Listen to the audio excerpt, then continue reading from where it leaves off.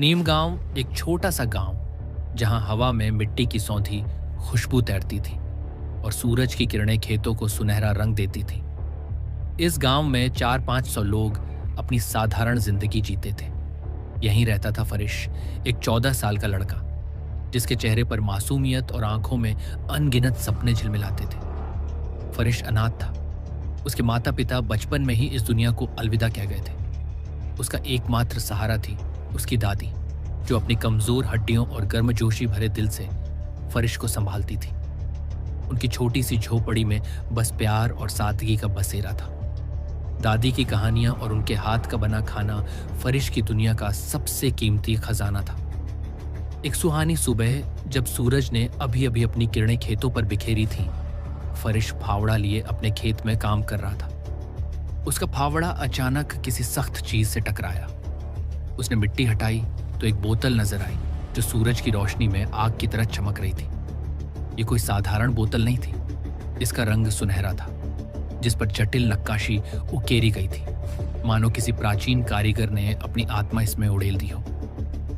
बोतल की सतह पर धूल की परतें जमी थी, लेकिन उसकी चमक इतनी तेज थी कि फरिश की आंखें चौंधिया गईं। उसने उत्सुकता और डर के मिश्रित भाव से बोतल को उठाया। जैसे ही उसने उसे छुआ, एक अजीब सी सिहरन उसके शरीर में दौड़ गई, मानो कोई अनदेखी शक्ति उससे कुछ कहना चाह रही हो। फरिश ने बोतल को घर ले जाकर अपनी दादी को दिखाने की सोची, लेकिन उसकी जिज्ञासा ने उसे रोक लिया। उसने एक कपड़ा लिया और बोतल को साफ करने लगा। जैसे ही उसने बोतल को रगड़ा, एक धुंधला सा धुआं बाहर निकला। धुआं हवा में तैरता हुआ एक आकृति में बदल गया। ये एक लड़की थी जिसकी आंखें तारों की तरह चमक रही थी और चेहरा रहस्यमयी सौंदर्य से भरा था। उसने रेशमी लिबास पहना था जो प्राचीन काल की याद दिलाता था। फरिश डर के मारे चीख पड़ा और बोतल फेंक कर भागने लगा, लेकिन उस आकृति ने हवा में उड़ते हुए उसे पकड़ लिया। उसकी आवाज मधुर थी, पर उसमें एक गहराई थी जो फरिश के दिल को छू गई। उसने बताया कि वह एक जिन्न थी और फरिश ने उसे बोतल से आजाद किया था। उसने कहा कि वह उसकी इच्छाएं पूरी कर सकती थी। फरिश को यकीन नहीं हुआ। उसका दिमाग डर और अविश्वास के भंवर में फंस गया। उसने सोचा कि यह कोई चुड़ैल होगी जो गांव की डरावनी कहानियों से निकलकर उसके पीछे पड़ गई थी।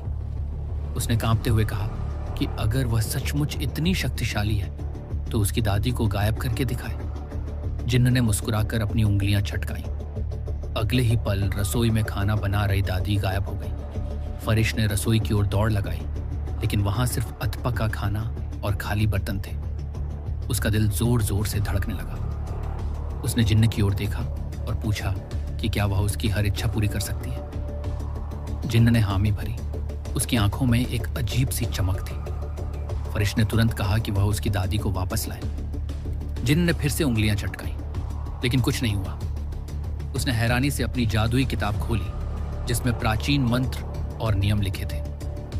किताब में साफ लिखा था कि अगर कोई इंसान गायब किया जाता है तो वह हमेशा के लिए गायब रहता है। यह सुनकर फरिश का गुस्सा 7वें आसमान पर पहुंच गया। उसने जिन्न को डांटा और कहा कि वह उसकी दादी को वापस लाए।